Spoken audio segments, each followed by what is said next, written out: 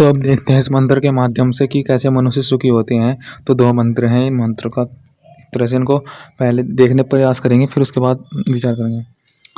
मनुष्य को करना चाहिए। नमः सिक्तयाय च प्रभयाय च नमः किशिल्याय च शृणयाय च नमः कपिर्दने च पुत्तनस्तये च नम हिरण्याय च प्रपथाय च सिक्तासु साधवे। सिक्ताय मतलब सिक्ताय सूये प्रोढ़ुम योगस्ते तेषु साधवे।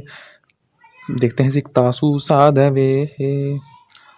सिक्ताय बालू से पदार्थ निकालने वालों में चतुर और बैल आदि के चलाने वालों में प्रवीण को देखो ले रखा है इसमें।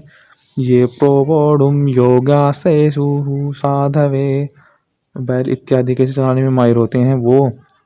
और जो कूतसी शीलो वृत्ति यस्य तस्मै, एक तरह से इसमें कह रहे हैं कि जो शिलावृत्ति करते हैं, एक तरह से भवन बनाते हैं, शिला निर्माण, और जो निवास करते हैं, निवासी मतलब निवासी स्थान पर निवास करते हैं जो वो।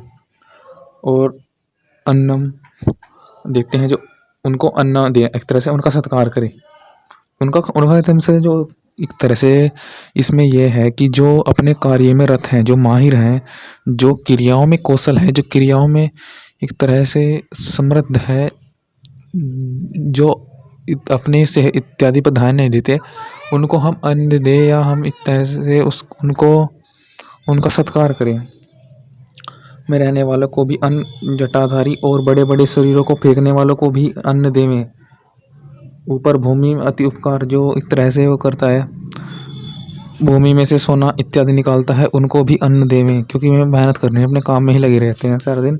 और जो बड़े बड़े अन्न और जिन्होंने जटायु बांध रखी, जटाधारी एक तरह से जो विद्या आदि शास्त्र में उसमें लगे हुए हैं, और जो बड़े बड़े शरीर को फेंकने वाले हैं, जो एक तरह से बल का कार्य करते हैं, वो भी, उनको भी ऐश्वर्य को बढ़ाने के लिए एक तरह से उनको आगे बढ़ाओ। मतलब इनमें ऐसा कह रहे हैं कि जो अभी छोटा हुआ है, जो अभी कम उस पर है, कम स्थान पर है, मतलब जो जिसने अभी अभी आरंभ ही किया है, जिसने अभी अभी खेल हो, चाहे ये कह रहे हैं बड़े बड़े शरीर को फेंकने वाले हो, निवास स्थान में रहने वाले हो, या बालू से पदार्थ निकाल लो, जिन्होंने अभी शुरुआत ही करी है, उनको इस तरह से उन पर साधन नहीं है स्मार्ट, तो इसलिए तो अन्न इत्यादि उनको नहीं मिल रहा, क्योंकि उनको अभी कार्य लोगों तक पहुँचे नहीं। तो आप उनको पहले लोगों तक पहुँचाओ, ये उनका सत्कार हुआ। आप उनको लोगों तक पहुँचाओगे, इसमें आपका भला, उनका भला है। अब देखते हैं इसमें आपका कैसा भला है।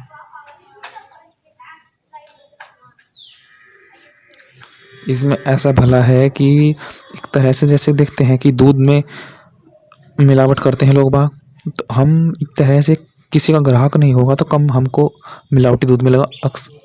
अगर ज़्यादा ग्राहक हो रहे हैं उसके, तो वो ज़्यादा मिलाएगा, तो उसमें हमें मिलावट मिलने की क्वांटिटी बढ़ जाएगी, फिर हम ज़्यादा और मिलावट मिलने लगेगी। एक तरह से उतने ही दूध में ज़्यादा पानी मिल गया ना, पानी की मात्रा ज़्यादा बढ़ाई तो हमें उतने में थोड़ा और ज़्यादा पानी मिल गया। तो इससे ये कह रहे हैं कि जो अभी अभी जिन्होंने डेयरी इत्यादि अभी अभी आरंभ किए हैं, उनको उन पे देखो कोई ग्राहक नहीं आ रहा है, तो हम उनके ग्राहक बने, क्योंकि हम उनको अन्न भी दें, क्योंकि अपने कार्य में लगे हुए हैं, अभी चला रहे हैं।